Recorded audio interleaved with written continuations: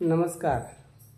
पार्थ मराठा वधूवर सूचक केंद्राचे संचालक मी रावसाहेब सोनवणे. आज लग्नात ज्या काही जमवण्यासाठी येणाऱ्या अडीअडचणी आहे त्यासाठी काही मार्गदर्शन करावंसं वाटलं म्हणून करतो. योग्य वाटलं तर घ्या, अयोग्य वाटलं माझे चुकीचे बोल समजून सोडून द्या. पण लग्न जमताना ज्या मुलीच्या पालकांच्या काही अपेक्षा असत्या, आज नोकरीला लागलेल्या मुलांनी लगेचच पुण्यात फ्लॅट घ्यावा, त्याच्याकडे 4 व्हीलर गाडी असावी किंवा त्याचा बँक बॅलन्स असावा आणि सगळ्याच गोष्टी आज परिपूर्ण मुलगा असावा, अशी जी कल्पना आहे मुलीच्या पालकाची, त्या कल्पनेपेक्षा त्यांनी मुलगा निर्व्यसनी आहे का, तो समजदार आहे का, त्याची जॉब प्रोफाईल कशी आहे, त्याचे विचार कसे आहे, त्याचा स्वभाव कसा आहे हे बघावं. प्रॉपर्टीचं जर म्हटलं तर आज ना उद्या तो गाडी घेईल, फ्लॅट घेईल, सगळ्या गोष्टी घेईल, पण जो स्वभाव आहे, मूळ स्वभाव, त्याचे विचार, त्याचं वागणं हे कधीच बदलू शकत नाही. म्हणून प्रथम मुलीच्या पालकांनी मुलाचा स्वभाव समजून घ्यावा, त्याचा जॉब प्रोफाईल काय आहे ती समजून घ्यावा, त्याचं शिक्षण काय आहे, आपल्या मुलीच्या शिक्षणाला मॅच होतं का नाही ते समजून घ्यावं आणि मग पुढं वाटचाल करावी. मुलींना एकदा, दोनदा, तीनदा भेटू द्या.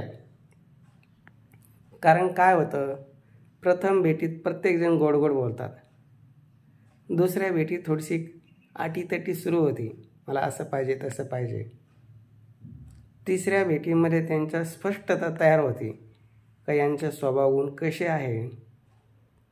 मग हे आपल्याला आयुष्यभर सोबत राहून आपण यांच्याशी मॅच होऊ की नाही, म्हणून कमीत कमी 1, 2, 3 भेटी आणती तुम्हाला निर्णय घ्यावा. कारण खूप चांगला आहे आणि घ्या धरून असं म्हणून ज्यावेळेस आपण संबंध करतो, मग साखरपुडा झाल्याच्या नंतर त्यांचे गुणधर्म म्हणजे मूळ स्वभाव सुरू होतो, विचारसरणी मॅच होत नाही, नंतर जो त्रास होतो, मग मला हे पाहिजे ते पाहिजे, मग साखरपुडा झाल्याच्या नंतर किंवा साखरपुडा कॅन्सल होतो. तर त्याच्या अगोदर तसं होऊ नये म्हणून सुरुवातीला मुलीला पालकांनी एकदा, दोनदा भेटू द्यावं. त्यांचे विचार व्यवस्थित जुळले तर मग पुढची वाटचाल करावी. बाकी मामा, काका आपण आता प्रत्येकजण बघतोय, न्यावं लागतात का दाखवावं लागतात, पण ही औपचारिकता झालेली आहे आता. पण मेन आहे मुलगा मुलगी, मुलाचे आईवडील, मुलीचे आईवडील यांची मेन विचारसरणी मॅच झाली तरच पुढं जावं. आणि मुलाकडच्यांना सुद्धा सांगावंसं वाटतं, मुलीकडनं खूप काही तुम्ही अपेक्षा धरू नका. मुलगी जॉब करणारी पण असावी, आईवडिलाची सेवा करणारी असावी, घर सांभाळणारी असावी.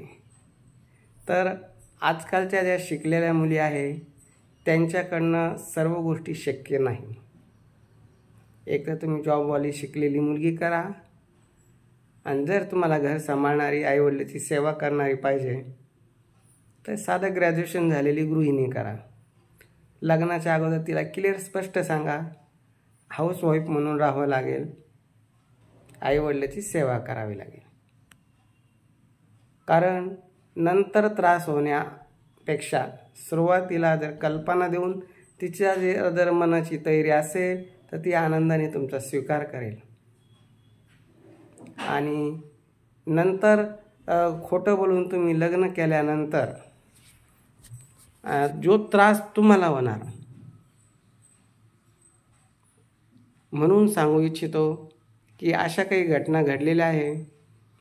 एका मुलाने सुरुवातीला गोड गोड बोलून स्वयंपाक येत नाही, नाही आला तरी चालेल, काही हरकत नाही, करून घेऊ, स्वयंपाकाला बाई लावून.